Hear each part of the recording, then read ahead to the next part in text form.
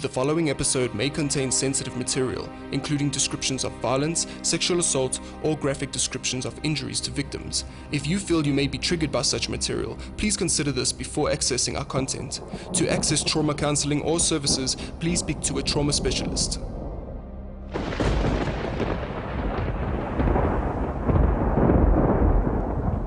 Lightning does not read textbooks.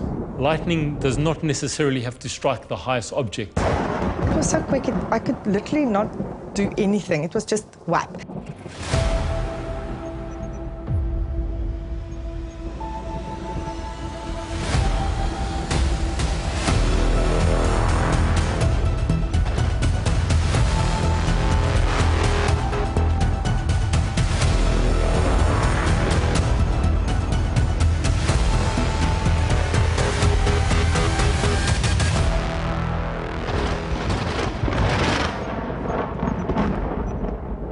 On 6 January 2015, I had a lunch gathering at my house for friends, and we were sitting outside on the stoep. We had a big stoep outside that was elevated from the garden in Northcliffe, Johannesburg. Huge garden with big jacaranda trees. And I was literally sitting opposite my friend Celeste. She had her back to the garden, and I was facing the garden. And while I was speaking, I saw a squiggle coming very fast towards me. It was so quick, I could literally not do anything. It was just whap. And those old-fashioned cameras with a glass bulb that explodes, that for me is the closest that I can explain to somebody how it felt when it hit my eyes. It was like an explosion hitting my eyes. And I didn't pass out. I didn't, luckily I was sitting in an aluminium chair, and I don't have any metal in my body, fortunately, because afterwards I found out that that was a splash from the tree. They call it a splash of lightning. So it wasn't a direct hit. The lightning hit the tree, and then it splashed from the tree towards me. The third injury mechanism is what we call side flash. There are different names for it, but I'm going to go with side flash. Side flash, let's think of a practical example, is where you might be sheltering under a tree. You're not physically touching the tree. You're standing by the tree. The tree has lightning attached to it. You've got all of that electric charge flows through the tree, and electrically it develops enough voltage to cause an electrical flashover from the tree to, if it's a person standing near the tree or an object near the tree, and you end up with a flash between that structure and the object or the person by the tree. So as the days passed, I started to feel worse and worse, and I didn't know why. I didn't connect the incident that happened on the 6th of January to what happened next. I just started to feel very ill. So this feeling of illness that I had grew worse over the days. Around the 4th day, I started to feel a very acute pain in my leg. And it started to have a swelling. There was a swelling that I could see, like a hump under my skin, that became bigger and bigger also as the days passed. I still didn't make a connection with what happened on that 6th of January. I thought this might be a mosquito bite that got infected, and I just thought, okay, just sit it out, it will go away. It just kept on growing and growing and growing, and I started to pick on it with the needle. And what I saw underneath made my skin crawl, really. It was black. I didn't know if it was rotten or what, but the skin, the flesh was black underneath, and there was a hole in the middle. And I started to freak out, and I called my husband and I said, this is not a mosquito bite. There's something seriously wrong here. And it was by that time really sore. I couldn't stand on my leg. So my husband told me, go to the ER that they treated, and they were perplexed. They thought it was a spider bite. The doctor that treated the wound, she referred me to a physician. So she did all the tests in the book, and it all came back negative. So this went on for about 3 months, and I got worse and worse every day. Celeste, the lady that sat opposite me that day, and she saw it, after 3 months she phoned me out of the blue. She said, "How are you?" She's thinking of me. And I started crying.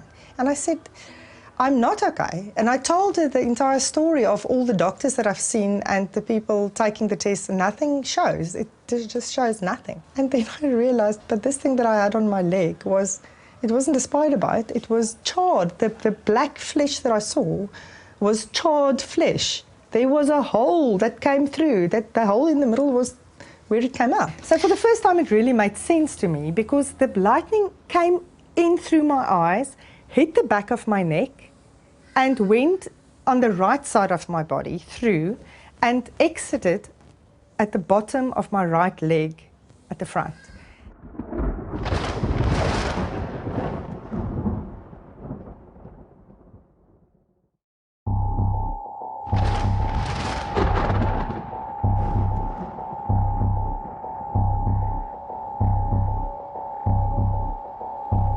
Sheltering under a tree in a thunderstorm is not a good idea.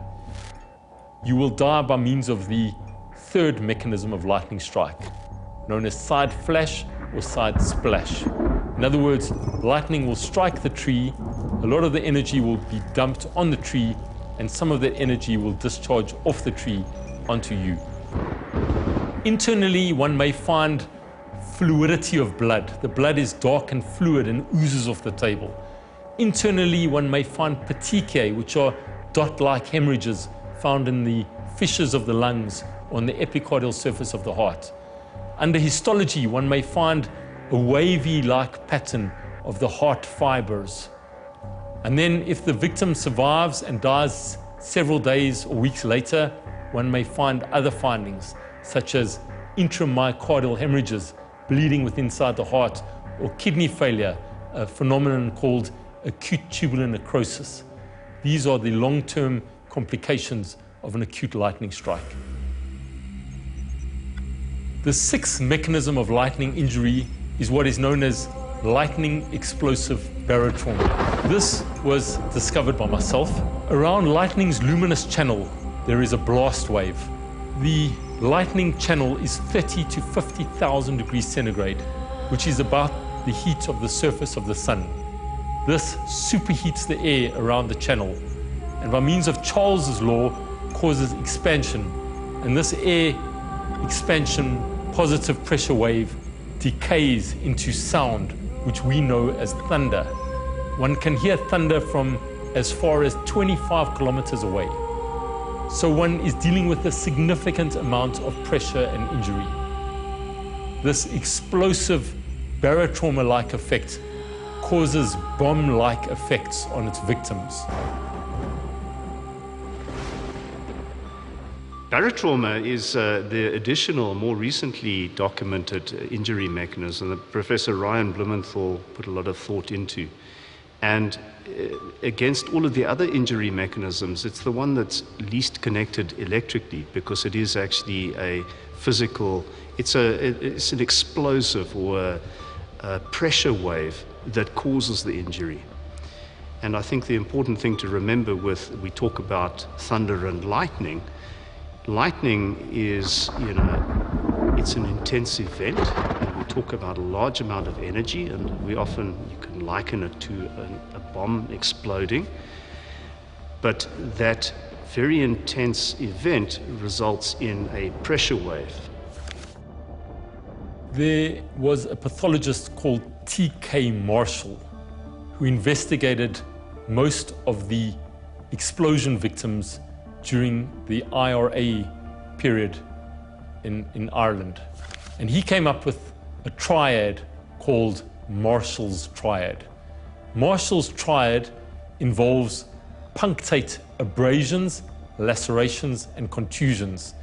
If one finds on a dead person punctate abrasions, contusions, and lacerations, one has to think of bomb blast.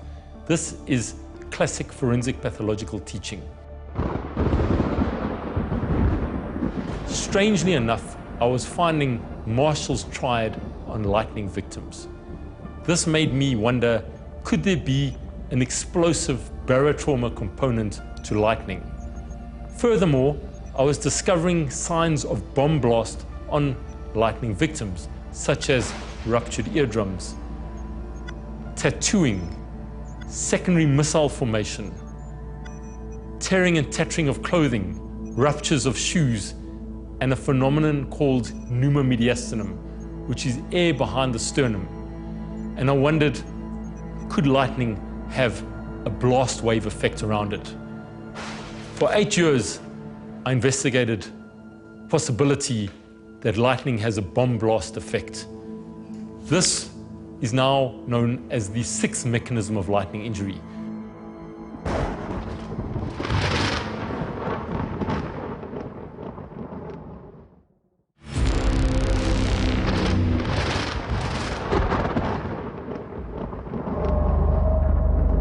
So to prove that there was a positive pressure blast wave around lightning, we shot lightning through ballistic gel and paper to try and determine the magnitude of this blast wave.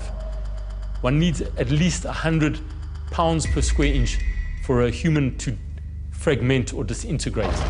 This does not happen in lightning.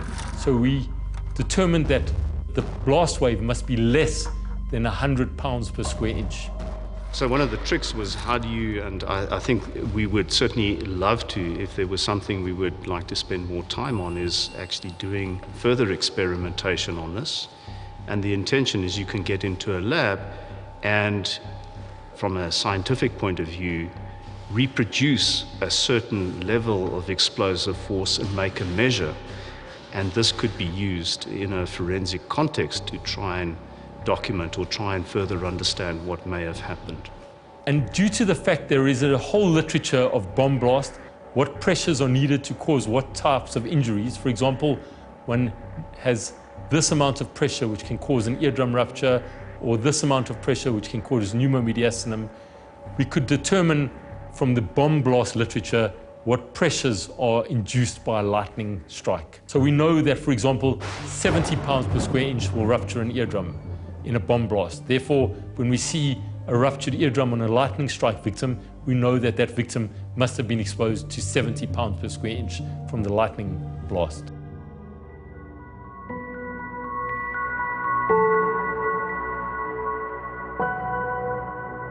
One of my first cases where I discovered real evidence of the sixth mechanism of lightning injury happened in Esterus. An adult female and her 2 children were walking home during a thunderstorm.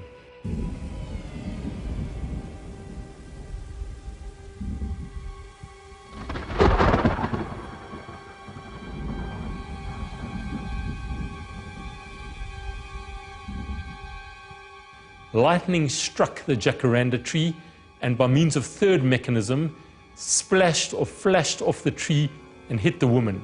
She fell to the ground and died immediately. Her 2 children also fell to the ground. The one child sustained an abrasion on the knee. The other child sustained no other injuries.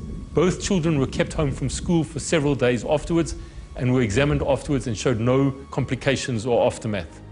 The adult female was autopsied by myself. Curiously, I discovered signs on the body which were most mysterious.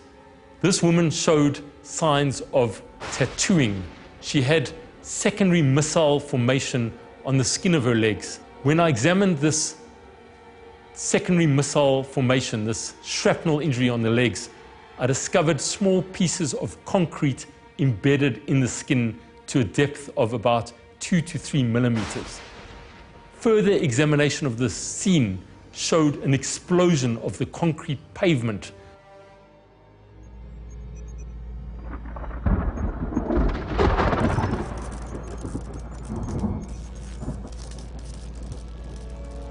What had happened was lightning had hit the pavement and had exploded the pavement.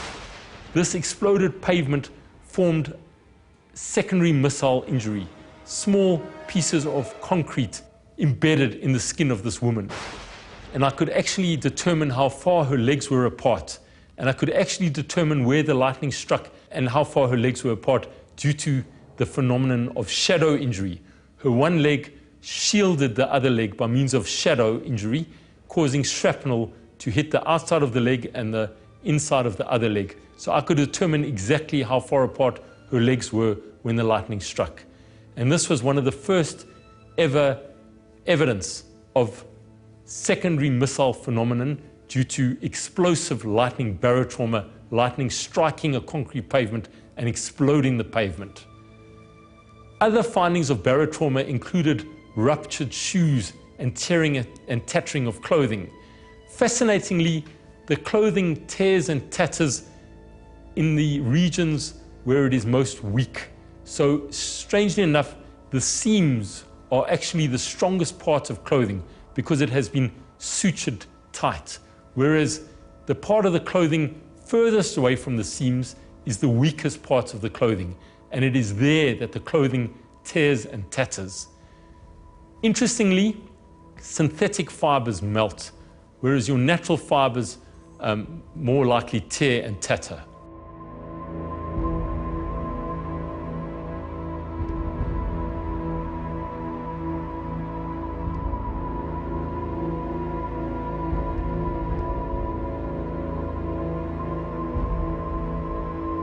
Lightning does not read textbooks. Lightning does not necessarily have to strike the highest object.